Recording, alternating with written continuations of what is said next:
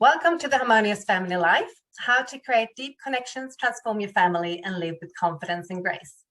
My name is Ulrika Bilby, and my mission is to transform families and help them navigate the landscape of creating a harmonious family, where we all can thrive individually and together, using our strength and unique skills. Today, I will be speaking with Alexandra Edens. Alexandra is the author and founder of Big Life Journal, and today we'll be talking about how to help children cultivate growth mindset and developing confidence and emotional intelligence. Welcome, Alexandra. Hi, thank you so much for having me. I'm very excited. Thank you for coming. So super excited to have you here. And also talking about this topic. That's something that I, really love. I've used your tools and your products for some time with my own children. So I'm super excited to have you here. Growth mindset is something that, it's something that people are talking about quite a lot nowadays. But I'm not really sure that everyone really knows what it is. Yes. So why don't you first just tell me a little bit more about yourself, your background, and how it all started, and also what is growth mindset? Okay, sounds good. So I'm the founder of Big Life Journal, and I founded a company together with my husband, actually, 4 years ago. And we started with our first journal. It was the goal of the journal was to provide parents and then eventually teachers a tool to teach children in growth mindset and teach them resilience and all these complex topics that adults know of, right? But we're just not sure how to translate them into child's language. So that was our mission. That was our goal. We started the company. And since then, it kind of skyrocketed from there. Showing that there's a real need, right? Parents are very interested in learning about a growth mindset. They want this for their children. They heard of it. They know the benefits of it. They're not sure how to implement it day to day, how to integrate it in their daily life. And a growth mindset is essentially mindset is the way that you think about yourself in the world. And the growth mindset was developed by Dr. Professor Carol Dweck. She's a Stanford psychologist, and she's still doing a lot of work in the mindset arena. What she said was there are two types of mindsets: a growth and a fixed. And a growth mindset is when you believe that you are capable of developing yourself and your talents, your abilities, your skills, your potential, your personality, your relationships, anything about you is flexible, and you are in charge essentially of kind of molding yourself and your brain, and you're not fixed in any way. Whereas the fixed mindset is the opposite, is when we think that we're born a certain way, right? So we're either good at math or we're not good at math. We are a good cook and we're not good at cook, right? So we have this set of preconceived notion of who we are, right? So we might not as well try so hard, right, in math if we think that we're bad at math. So clearly, if you, like the definitions of growth mindset, a fixed mindset, tell you that there's certainly a benefit of having a growth mindset, right? Because that kind of way of thinking of that you are capable of growing, you're capable of developing is beneficial. And that's what we're trying to teach children. Yeah, so great. So then when you use this with your children, what typically then would you see what happens when kids are using your resources and as I would see, are stretching their minds? Yes. So, I mean, there are a lot of benefits to teaching children this. It starts from the main benefit is empowering them, because you are essentially explaining to them that their brain and everything about them, even their physical abilities, anything is, it's up to them, right? So they can develop it. They can develop their potential. We usually say, it's not like your potential, you want your child to reach their potential. It's unlimited. They will never reach it. They're continuously developing it throughout their entire lives. So when you teach children growth mindset, you're essentially giving them this information, which is super valuable to even understand that, right? Your brain is capable of changing through your entire life. When the child is born or baby's born, they're born with unfinished brain, right? So, and they are essentially wiring their brain, right? Especially in the early years, this wiring is formation of the brain is very strong. But then even throughout the entire life, they continue to wire their brains, right? So they, and this could look very, it depends on what you're talking about, right? If you're talking about intelligence, for example, they can even expand their intelligence, right? In a certain areas, whatever the goal is, right? So that kind of information is very empowering, right? So say your brain is very powerful. It's continuously changing.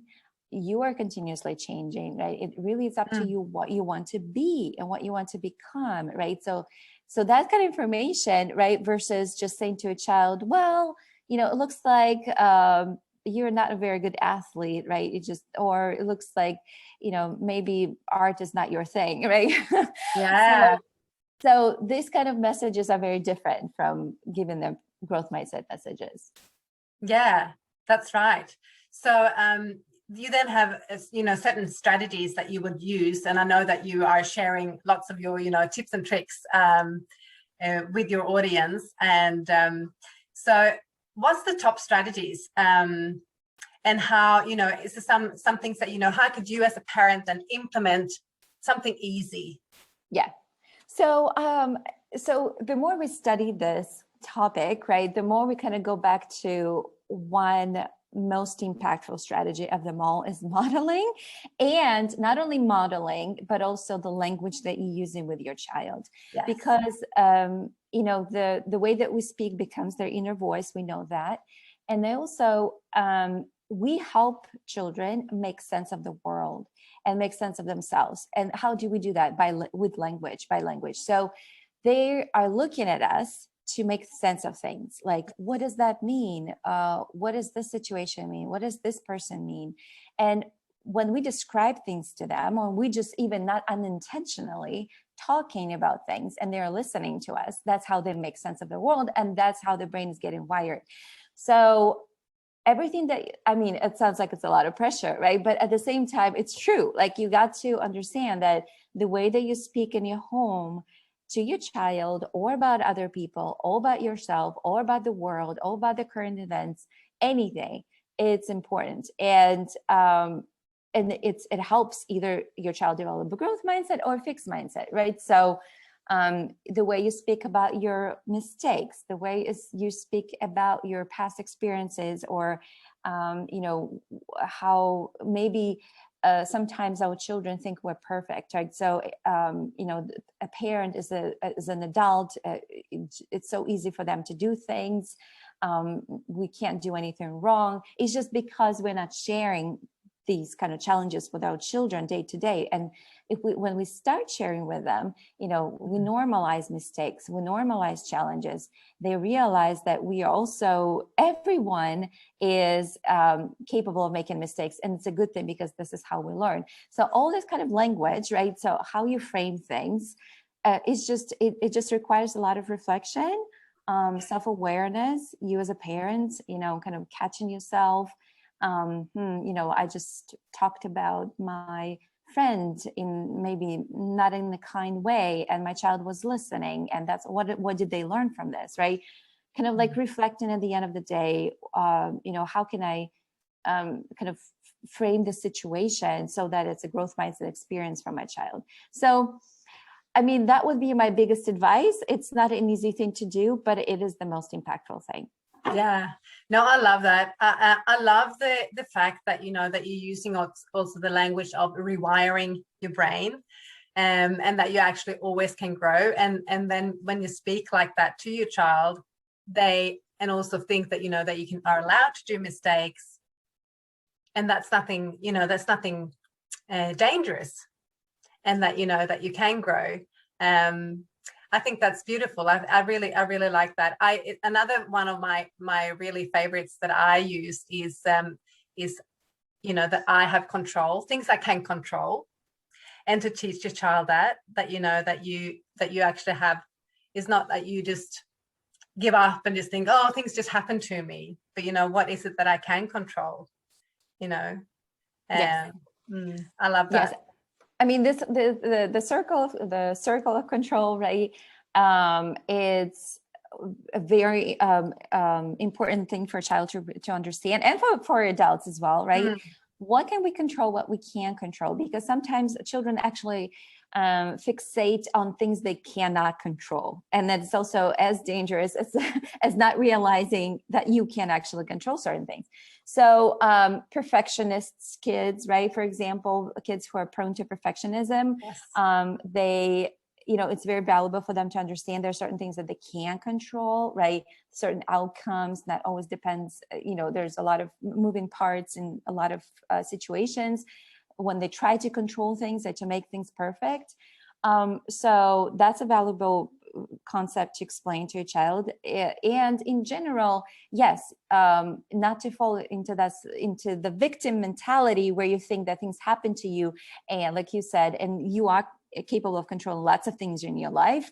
And that's, again, going back to explaining to them power of their brain, and how the mindset, how they think about themselves, their thoughts, they're all, it's kind of like it's within their own power. However, at the same time, I want to mention that we can't control our thoughts. So this is not something that you want to your child to think that they are capable of controlling their thoughts. They are not capable of controlling their thoughts, but they are capable of controlling how they react to things and how they let go of thoughts, right? For example, and there's a whole nother conversation about like thinking and thought process. I don't know if it's a part of this topic, but we talk about this as well because it's important. Your thinking, your negative self-talk, positive self-talk. We explain this too. Yeah. Oh, it's super interesting, and it's also such a deep and rich, topic. And as you said, how does your mind work? But it's just, if there's something that you wanted to give, any little tips or tricks that they can just like really tangible, try at home. Is there something that you could share about these? Like, for example, perfectionism. How could you speak to a child like that? Because I know that, I have children that, you almost have to take it away the eraser. Oh yeah. Yeah. I mean, so perfectionism. You can do a lot of things. Small things you could do at home, for example. The praise in general. Praise is very powerful in parenting. We talk a lot about praise because there's in general growth mindset way of praising, fixed mindset way of praising. Growth mindset praise, and when you want your child to get over the fear of mistakes, right, is when you start praising paying attention to the process and kind of almost letting go of the end result. So instead of kind of paying attention to who won, who lost, right, in the game or in the competition, let's focus on the process. What did you learn? Did you have fun? What was your favorite mistake? How did you stretch yourself? And maybe almost disregarding the end result, right? So they understand that winning and getting 100% or something actually is not the goal, right? So the goal is to doing your best. The goal is to putting forth effort, to practice and learning new strategies, to kind of developing, stretching yourself, being disciplined. All these things are the goal, right? But the end result maybe not as important. So the other thing you can do is a simple thing. You can share your mistakes with your children and kind of like just as you go through your day, you can narrate things, right? You can say, I just put too much flour in my cake, or that's not a big deal. You know what I mean? So again, if they, perfectionist children usually think their parents are perfect. Yes. So we just need to kind of dismantle this myth for them, right? We're not perfect. Nobody's perfect. it's totally fine. Mistakes are normal, right? Normalize the mistakes in your home. You can even throw mistake parties. Some parents do that. You know, if they reach 20 mistakes, you can have a party, and at the party you can, you know, do fun things like eat under the table instead of on the table, you know, and then like things so that it stretches kind of like their notion of what is perfect, what is right stretches, right? Yes. So anyway, there's a lot of fun you can think of. Yeah, I love that, because then you're sort of stretching your box as well, right? Mm-hmm. And you know, right. Yeah, exactly. Now that's amazing. I was just thinking if well, thank you so much for this conversation. And I was just thinking if anyone would be interested in getting in contact with you, where would they find you? And could you share a little bit? Yeah, the best way to get to know what we do is go to biglifejournal.com and subscribe to our newsletter, because we provide a lot of free resources weekly, and that's the best way to really understand, you know, our process and what we teach and how we teach it. So biglifejournal.com. Big Life Journal. Yeah, .com. Excellent. We will put that down as well so that everyone will find it. Well, thank you so much, Alexandra, for being here today and sharing some of your knowledge with our viewers. Thank you so much for having me. Yeah, thank you.